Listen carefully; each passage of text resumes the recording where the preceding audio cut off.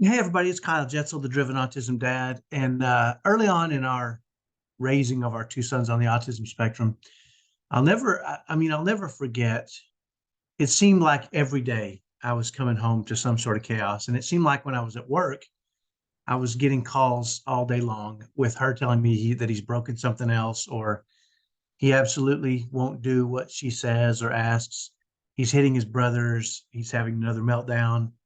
You know what I'm talking about: scratching, biting, kicking, smearing his poop. Anything and everything you've probably experienced, we were experiencing as well. She'd also say things like, I can't take this anymore. I'm exhausted. I need a break. And when are you going to come home? Right. And sometimes she'd even call me at work and be in tears. And I completely understood, because when she'd leave him with me, I'd see real similar behaviors. It was super, super stressful. No one prepared her or me for the kinds of challenges we faced when we were raising our kids on the autism spectrum.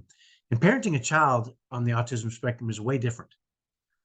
I've told people before, it's like being asked to take a test no one knows about for a class that doesn't exist on a subject that there's no guide. So I did what I thought all good dads should do, right? I tried my best to help. But when I tried, a lot of times it just really didn't help. She'd say, you're doing it wrong.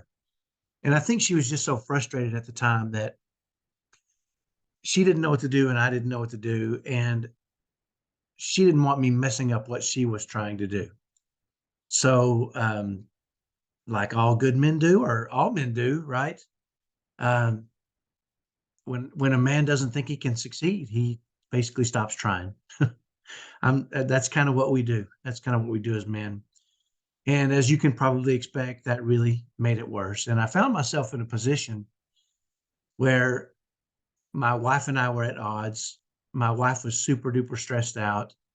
Our marriage was really on shaky ground. My two older typical boys were unhappy. I was unhappy.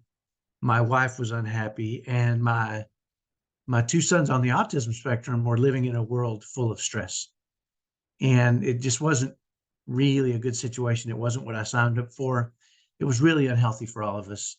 And I felt like at the time it was real rough on me, because I felt like I was failing at what mattered most, right? My family was what was most important to me, but I was just failing at it. And it was a terrible situation, and there was no help coming. And our family was spiraling down very quickly. Then one Saturday morning, something really crazy happened, and it changed it all for us. And it set me on a path to figuring out how to restore the love and the happiness we deserved as a family. And as I repaired our family, um, we became a top 1% happy family. And I repaired my marriage with my wife, and we became a top 1% happy marriage. And that was as we raised our kids on the autism spectrum. So if you want to know exactly what I did that turned it all around, I'm going to put a link uh, below here. And I want you to go watch this free Autism Dads Masterclass.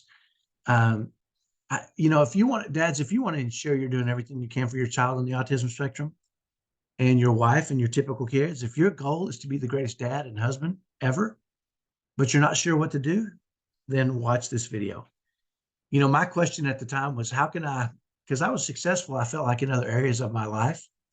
And I thought, how can I be as successful at home with my family as I am out in the rest of the world? And how can I support my wife and family, and especially my kids on the autism spectrum, in a way that made them feel happy and fulfilled, so that I could feel happy and fulfilled too? And this free masterclass is the answer. So click on that link and go watch it now. I can't wait to hear your feedback. And I'll also, if you go watch it, I'll give you a free copy when you first log in of my new book, when you register for the masterclass. And I think you'll like that as well. So go check it out now, and I'll see you on the other side. Have a great day. Talk to you later. Bye-bye.